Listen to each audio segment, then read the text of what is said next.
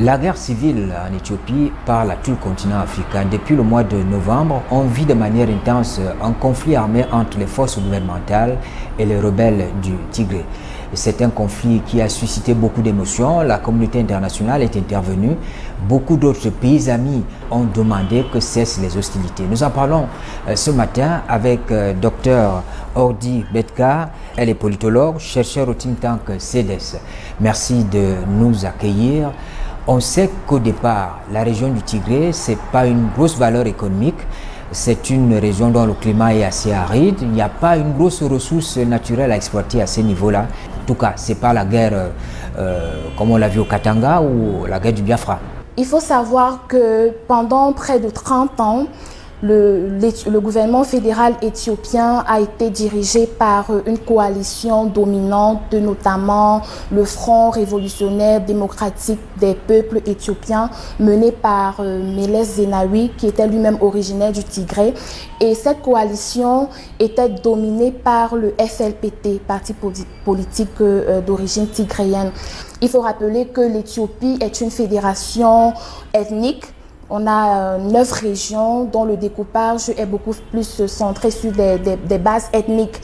Donc ça fait qu'avec cette prépondérance des autorités tigréennes au détriment d'autres communautés plus majoritaires, il y a eu un certain nombre de frustrations et de ressentiments qui se sont accumulés à l'encontre du FLPT et de l'ensemble du peuple de Tigré de façon globale.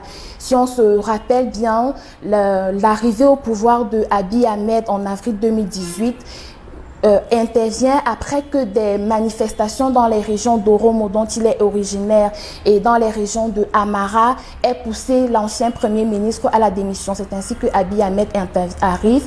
Il est issu de la région d'Oromo et c'est la première fois donc pour c'est l'ennemi majoritaire qui revendique même d'ailleurs la capitale Addis Abeba. Donc c'est une première que cet ennemi majoritaire arrive donc dans les sphères de pouvoir.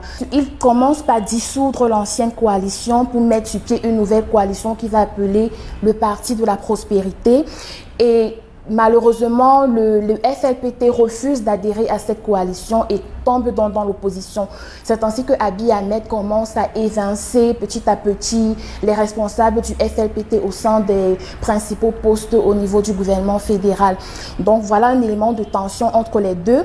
Et comme cause plus immédiate, on va dire que c'est le report des élections législatives initialement prévues en août 2020 pour 2021 pour officiellement cause de crise sanitaire qui va mettre le feu aux poudres en quelque sorte parce que les autorités tigréennes du FLPT voient en cela une tentative du gouvernement fédéral de se prolonger, notamment Abiy Ahmed, de façon illégale au pouvoir. Alors ils décident d'organiser leur propre scrutin malgré les avertissements du pouvoir fédéral et scrutin qui normalement est remporté avec une très grande majorité par le FLPT.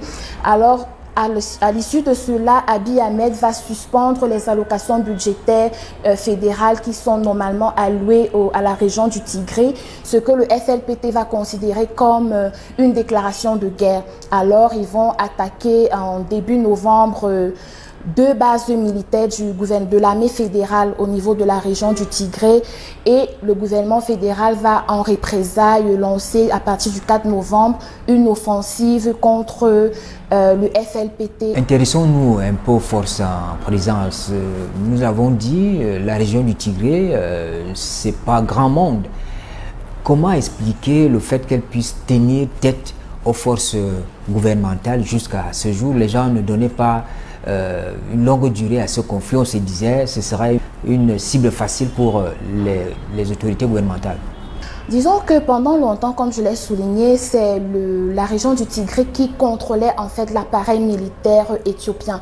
Plus de 50% même des effectifs des forces armées fédérales sont issus de la région du Tigré. Ça veut dire qu'ils ont d'abord une âme de combattant et même la guerre que l'Éthiopie mène contre l'Érythrée, qui est au niveau de la frontière entre la région du Tigré et l'Éthiopie, elle est essentiellement menée par les forces de défense tigréennes. C'est-à-dire que le Tigré, ils sont sont habitués au combat. Alors ils ont cette force-là, ce mental, ils sont habitués à cela. Et en plus, ils ont une maîtrise du terrain. Vous savez, le gouvernement fédéral ne peut pas maîtriser aussi bien ces régions montagneuses que ces rebelles qui maîtrisent le terrain. Alors, non seulement ils ont aussi le soutien des populations locales qui sont fortement attachées au FLPT. Ça fait que c'est très difficile pour le gouvernement central de véritablement contrôler et dominer le FLPT comme on l'a vu, puisque au début du conflit, au bout de quelques semaines, le gouvernement fédéral annonçait sa victoire, mais on se rend compte qu'au fil des mois, il est allé de revers en revers et jusqu'à la semaine dernière, finalement, les rebelles ont repris la capitale Mekele du Tigré suite à un retrait. Bon, les autorités fédérales parlent d'un retrait stratégique, mais les rebelles parlent de victoire et ils ne comptent pas s'arrêter en si bon chemin. C'est une guerre qui intervient, disons-le, au mauvais moment. Le Premier ministre éthiopien a entrepris des réformes démocratiques tant à l'interne qu'au plan des relations avec les pays voisins.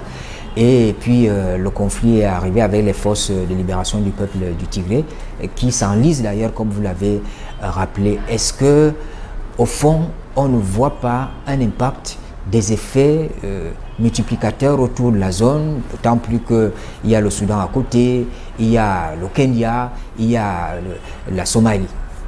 Oui, effectivement. Rappelons que la région de la Corne de l'Afrique est une région assez instable depuis plusieurs décennies. D'un pays à l'autre, il y a de nombreux conflits. On qualifie même ces pays d'états fragiles, puisque même en Somalie, qui fait face à des velléités de sécession, que ce soit en Érythrée, oui, le terrorisme d'Al-Shabaab au sud de la Somalie et qui a une frontière avec l'Éthiopie. Bon, pendant quelque temps, l'Éthiopie est apparue comme un État un peu plus stable dans cet espace et sur lequel l'action des partenaires internationaux reposait beaucoup plus pour la pacification de la Corne de l'Afrique de façon globale. Donc aujourd'hui, une déstabilisation de l'Éthiopie à travers ce conflit serait très préjudiciable pour la stabilité de la région dans l'ensemble. Mais d'abord même pour la stabilité de l'Éthiopie, parce qu'on se rend compte qu'au Tigré, ce n'est pas que l'armée fédérale qui combat les forces de défense tigréennes, mais on a les forces rebelles issues de la région Amhara. Et l'Éthiopie également est sujet à un certain nombre de conflits intercommunautaires d'une région à l'autre, parce que la fibre ethnique ou alors la question ethnique est très au cœur de la gouvernance éthiopienne. Et c'est même un aspect qui favorise cette balkanisation de l'État éthiopien à laquelle nous assistons aujourd'hui. Et on se rend compte qu'avec le Soudan, il y a également un petit conflit territorial entre l'Éthiopie et le Soudan. Il y a eu quelques affrontements, même récemment, qui ont entraîné la mort de quelques soldats soudanais. De nombreux réfugiés tigréens fuient du côté du Soudan. On estime, selon les chiffres du bureau onusien pour la coordination des affaires humanitaires, qui sont environ 60 000 réfugiés tigréens du côté du Soudan. Entre-temps, Djibouti, qui n'est pas content de la nouvelle alliance entre l'Érythrée et l'Éthiopie, parce que Djibouti a un conflit avec l'Érythrée depuis quelques années également.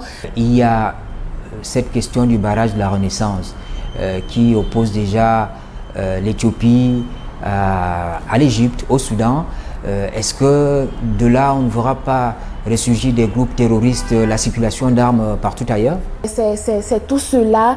Et dire même que cette menace ne se limiterait pas uniquement à la région de la Corne de l'Afrique, parce que s'intéresser à ce conflit, c'est également s'intéresser à l'avenir sécuritaire même de l'Afrique. Tous ces conflits entraînent une circulation d'armes légères et peut-être même lourdes qui pourraient alimenter d'autres conflits au niveau du Tchad et plus proche de nous, l'Afrique centrale de manière globale. Donc le risque, il est réel et sérieux. On peut espérer une solution de sortie de crise au plan des relations internationales. La communauté internationale peut agir, ou alors le Premier ministre, comme il est en train de le faire, qu'il puisse changer d'avis, changer d'opinion. Mais est-ce que cela va amener les rebelles du Tigré à reconsidérer leur position? Moi, j'aime toujours à dire, je suis peut-être très optimiste, qu'il y a toujours une solution à tout problème. C'est vrai que comme Émile de Girardin le dit, une guerre est plus facile à déclencher que la paix est facile à organiser. Mais c'est toujours possible. On salue l'action du gouvernement fédéral avec ce cessez-le-feu bien qu'unilatéral qu'il a décrété. Et il serait de bon ton que les rebelles, malgré les conditions... Oui, et puis ce n'est que dans son intérêt, puisque de toutes les façons, une guerre qui dure, Sun Tzu nous l'apprend, une guerre qui s'étend est toujours préjudiciable pour tout État. Actuellement, l'Éthiopie envisage fermer la moitié de ses ambassades à l'étranger pour faire des économies et justement injecter cet argent peut-être dans l'effort de guerre, donc c'est épuisant. Alors, comme Michel Bachelet de la Commission des droits de l'homme de l'ONU le rappelait, qu'il y ait un vainqueur, que ce soit de tel ou autre camp, le vrai perdant, ce sera le peuple, en priorité le peuple tigréen. On a au moins 2 millions de déplacés internes aujourd'hui, au moins 400 000 personnes en situation de famine, des enfants, des femmes, tellement de morts. Donc, je pense qu'il est temps qu'on pense à envisager au moins un cessez-le-feu pour permettre l'acheminement de l'aide humanitaire et ouvrir la voie à d'éventuelles négociations pour peut-être à l'issue du conflit. C'est vrai, personnellement, la voie de la sécession est peu probable parce que ce serait assez délicat également, même pour le FLPT qui serait entouré d'ennemis. Alors, il a bien intérêt à rester dans la fédération, mais peut-être pas aboutir également à un retour au statu quo avant le conflit. Donc, il faudra envisager des réformes qui pourraient repenser le système institutionnel éthiopien, peut-être mettre de côté cette ethnicisation à outrance de la gestion de l'État et repenser même les formes institutionnelles, repenser le partage des ressources entre les différentes régions et plus d'autonomie entre les différentes régions pour satisfaire les uns et les autres, parce que il faut que le bilan humain, le bilan matériel, que tout cela c'est éprouvant. Docteur Ordi Betga, politologue, chercheur au CEDES, merci pour cet éclairage. Merci, je vous remercie. Nous parlions du conflit en Éthiopie, un conflit qui nous parle, il parle à toute l'Afrique. Nous avons voulu comprendre le fond de ce conflit qui s'enlise.